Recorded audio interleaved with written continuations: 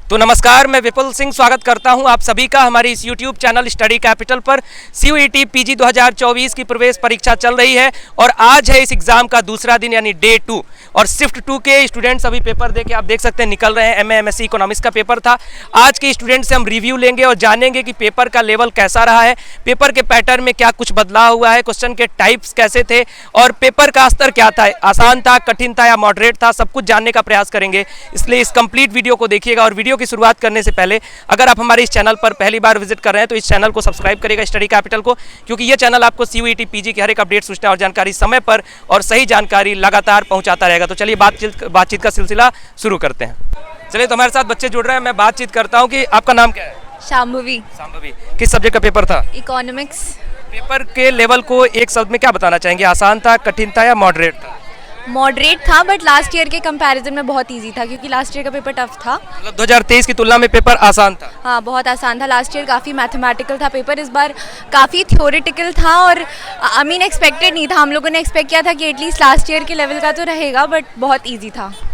अच्छा, ये पैटर्न में जैसे जो टाइप ऑफ क्वेश्चंस होते हैं, assertion reason, match the following, ऐसे क्वेश्चन थे या नहीं? असर्शन रीजनिंग के एक भी क्वेश्चंस नहीं थे, मैच द फॉलोइंग तो था, असर्शन रीजनिंग एक भी नहीं। तो जो समय मिला था आपको 105 मिनट का, वो समय इनफ था या फिर समय कम पड़ गया? इनफ ही था, क्योंकि हमारा एक्सपेक्टेशन ये था कि मैथमेटिकल आएगा, पेपर काफ़ी मैथमेटिकल था नहीं, तो टाइम ऐसा भी नहीं है कि बहुत इनफ था, बट हाँ कम तो नहीं पड़ा, ठीक था। कम नहीं पड़ा समय। अच्छा, पार्ट ए को लेकर के क्या रिमार्क है? जैसे आपने 2023 का भी PYQ सॉल्व किया है, तो पार्ट ए जब था तब पेपर बेहतर था या फिर अभी पेपर बेहतर है? आई थिंक जैसे पार्ट ए था ना, तो हमें टाइम काफ़ी कम पड़ जाता था, क्योंकि इकोनॉमिक्स ऑलरेडी मैथमेटिकल था लास्ट ईयर का, और पार्ट ए भी रीजनिंग एंड एप्टीट्यूड वगैरह, तो पार्ट ए को करने का टाइम नहीं मिलता था। अभी पार्ट ए हट गया, तो मुझे ऐसा लगता है कि टाइम मैनेजमेंट के हिसाब से इट्स गुड। अगर आपका एक आखिरी सवाल, PYQ और मॉक टेस्ट से आपको कितना सहयोग मिला, कितना हेल्प मिला? बहुत हेल्प मिला, क्योंकि CUET 2021 2022 थ्योरेटिकल पेपर्स थे और ये भी थ्योरी बेस्ड पेपर था, तो हेल्प बहुत मिला।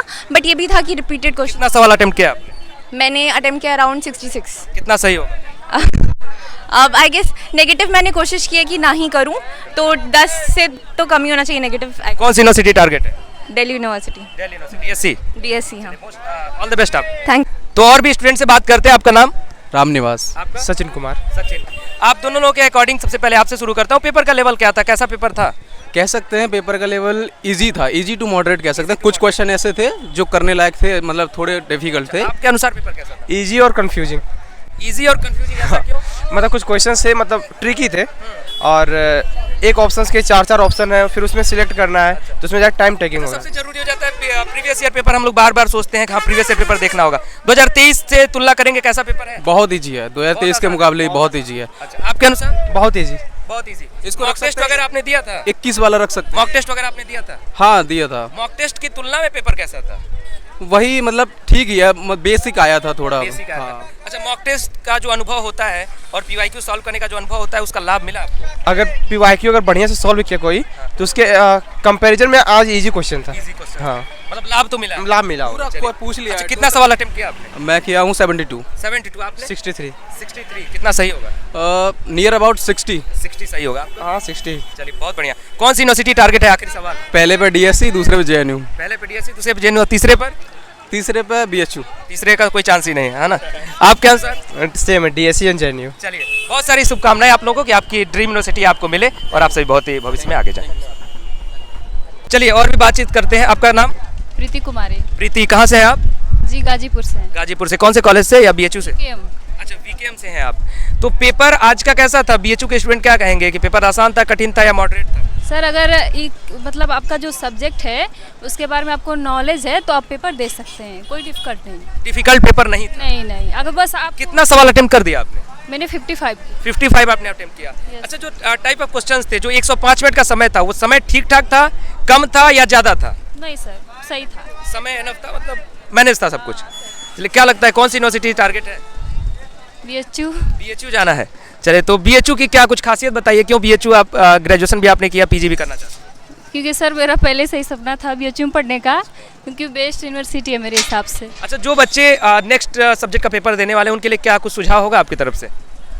यही कि आप बस उस सिलेबस के बारे में थोड़ा जानकारी होनी चाहिए आपके पास, तो आप पेपर दे सकते हैं तो NTA ने इस बार रुलाया और डराया नहीं है ना? नहीं, ऐसा कुछ नहीं है सर। चलिए, बहुत सारी शुभकामनाएं आपको। Thank you sir. तो चलिए, हमारे साथ कुछ और स्टूडेंट जुड़ रहे हैं। आपका क्या नाम है? प्रभाकर। प्रभाकर। आपका? प्रिंस कुमार। पेपर के लेवल को क्या कहेंगे एक शब्द में? आसान, कठिन, मॉडरेट? मॉडरेट है, नॉर्मल। मॉडरेट में भी किधर किधर था? कठिन की तरफ मॉडरेट जा रहा था कि आसान? नहीं, बिलो मॉडरेट है। बिलो मॉडरेट था। आपके आसान आसान। बिलो मॉडरेट था। कितने क्वेश्चन अटेम्प्ट किया आपने? मैंने 47 किया हूँ। 47 आपने अटेम्प्ट किया। आप 41। 41। ये सवाल मैं लास्ट में पूछता हूँ, लेकिन पहले आप लोगों से पूछना चाहूँगा, कौन सी यूनिवर्सिटी टारगेट है? मेरा तो अभी तो BHU और university of Hyderabad. University of Hyderabad और BHU। आपका? JNU, DU और BHU। JNU, DU और BHU। पेपर कैसा था? मतलब पेपर का पैटर्न किस तरीके का था? किस तरीके के क्वेश्चंस थे? टाइप ऑफ क्वेश्चंस कैसे थे? इस पर कुछ बताइए। मतलब असेंडिंग ऑर्डर या डिसेंडिंग ऑर्डर में, मतलब अरेंज करने के लिए बोले हैं, फिर मैच द फॉलोइंग करके वो किया। हाँ। Assertion reason? क्या? एसेशन रीजन के क्वेश्चंस? नहीं। अच्छा, आप बता रहे हैं। सारे मैच द फॉलोइंग के कितने क्वेश्चंस रहे होंगे? मैच द फॉलोइंग के 12, हाँ 10-12। 10-12। तो मैच द फॉलोइंग से क्या टाइम टेकिंग क्वेश्चन था या फिर ज़्यादा कठिन नहीं था? नहीं, नॉर्मल था। नॉर्मल। वो बिना पढ़े भी करके आ सकता था। मतलब ऐसा नहीं कि इसके लिए पहले से मैथमेटिकल पोर्शन की स्थिति क्या थी? बहुत आसान। अगर जिसने ना मतलब 11-12 में मैथ करी होगी ना, वो कर देगा तुरंत, क्योंकि डिफरेंशिएशन बहुत मतलब जो शुरू करते हैं डिफरेंशिएशन जो बताते हैं, हाँ बहुत बेसिक, जैसे हाँ डिफरेंशिएशन ऑफ। तो आप देख सकते हैं, मैं स्टूडेंट से बातचीत कर रहा हूँ और आज MA इकोनॉमिक्स के MSc इकोनॉमिक्स के पेपर की अगर स्थिति की बात करूँ तो पेपर जो है बिलो मॉडरेट था, यानी पेपर आसान की तरफ था। साथ में स्टूडेंट्स का ये भी कहना है कि PYQ यानी 2023 का पेपर अगर देखा जाए, मॉक टेस्ट अगर देखा जाए, जो हम लोग स्टडी कैपिटल और अन्य जगहों से लोगों ने मॉक टेस्ट दिया है, उसकी तुलना में पेपर काफ़ी आसान था। यानी अगर जिन्होंने थोड़ा भी अच्छे ढंग से पढ़ाई की थी तो MSc इकोनॉमिक्स के पेपर का कट ऑफ भी आप ये समझ सकते हैं कि थोड़ा सा ऊपर जाएगा। फिलहाल हम सारे पेपर का रिव्यू ले रहे हैं, आप तक पहुंचाते रहेंगे और कुछ दिन बाद आपको हम कट ऑफ के एनालिसिस पहुंचाएंगे अपने इसी यूट्यूब चैनल स्टडी कैपिटल पर। तब तक के लिए चैनल को सब्सक्राइब कर लीजिए, बेल आइकन प्रेस कर लीजिए। ये ग्राउंड रिपोर्टिंग कैसी लगी है कमेंट बॉक्स में बताइएगा। आपका पेपर कैसा गया है ये भी बताइएगा और वीडियो को लाइक करके शेयर करिएगा ताकि सभी तक ये वीडियो दूर दूर तक पहुँच सके। अभी के लिए इस वीडियो में इतना ही। बहुत बहुत धन्यवाद। नमस्कार।